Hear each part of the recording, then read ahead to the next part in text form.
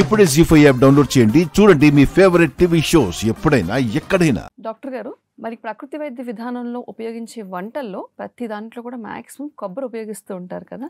మరి అలాంటి కొబ్బరిని అటుకుల్ని కాంబినేషన్ గా ఉపయోగించి స్వీట్ ని తయారు చేసుకునే విధానం చూపిస్తారా? అటుకుల్లో ఐరన్ కంటెంట్ చాలా ఎక్కువ ఉంటుంది అనమాట.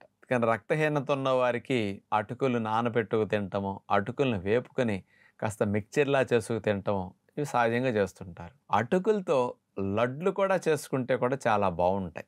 ఓకే, అందుకని ఈ రూపంలో ఇండైరెక్ట్గా ఐరన్ కంటెంట్ పెరగటానికి ఉపయోగపడుతుంది. రెండవది, కొబ్బరి అనేది బాగా తెలివితేటల మేధాశక్తిని పెంచడానికి బ్రెయిన్కి కావాల్సిన మంచి కొవ్వుల్ని అందిస్తూ ఉంటుంది అన్నమాట.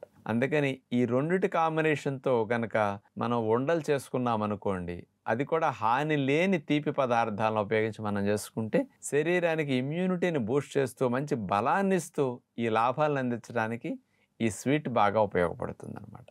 అలాంటి కాంబినేషన్లో ఇది ఎలా చేసుకోవాలో చూద్దాం. అటుకులు కొబ్బరి స్వీట్ తయారు చేయడానికి కావాల్సిన పదార్థాలు: ముడి అటుకులు 1 కప్పు, కొబ్బరి తురుము 1/2 కప్పు, వేపించిన వేరుశెనగపప్పు ముక్కలు 1/2 కప్పు, తేనె 1/2 కప్పు, బాదం చిన్న ముక్కలు 2 టేబుల్ స్పూన్లు, యాలకుల పొడి కొద్దిగా. ముందుగా మనం తీసుకున్న అటుకుల్ని ఒక చిన్న పాత్రలో వేసి సిమ్లో పెట్టి సన్నశాఖ మీద దోరగా వేపించాలి. దోరగా వేపినప్పుడే మనం చేసే స్వీట్ కొద్దిగా కమ్మగా ఉండటానికి బాగుంటుంది. లేదా అటుకులు కొద్ది పచ్చి పచ్చి వాసన వచ్చి బాగోదు. కొబ్బరిని కూడా తురుముకున్నాం కదా, దాన్ని కూడా పాత్రలో వేసి సన్నశాఖ మీద దోరగా కొబ్బరి కూడా పచ్చిపోయేటట్టు వేపించుకోవాలి. ఈ రెండు వేగటం వల్లే స్వీట్ కమ్మగా ఉంటుంది అనమాట. స్వీట్ కూడా ఒక 5-6 రోజులు, వారం రోజులు నిల్వ ఉండటానికి అవకాశం ఉంటుంది. అలాగే వేరుశెనగ పప్పులు కూడా వేపించిన వాటిని మిక్సీ జార్లో వేసేసి మెత్తగా పొడిలాగానే మనం చేసుకుంటాం. ఆ మిక్సీ జార్లో అటుకులు వేసే ముందు వాటిని మెత్తగా పౌడర్ చేసుకున్నాక అందులోనే పైన వేపించిన కొబ్బరి వేసేసి దీన్ని కూడా తిప్పితే మెత్తగా పొడుములాగా రవ్వలాగా అయిపోతుంది అనమాట. ఈ రెండిటి రవ్వని వేరుశెనగ పప్పుల పొడి ఏదైతే చేసుకున్నాం బౌల్లో వేసాం కదా, అందులో ఈ రెండిటిని కూడా వేసేసి మొత్తం 3టిని బౌల్లో కలిపేసేసుకోవాలి. స్వీట్కి పొడి సిద్ధమైంది.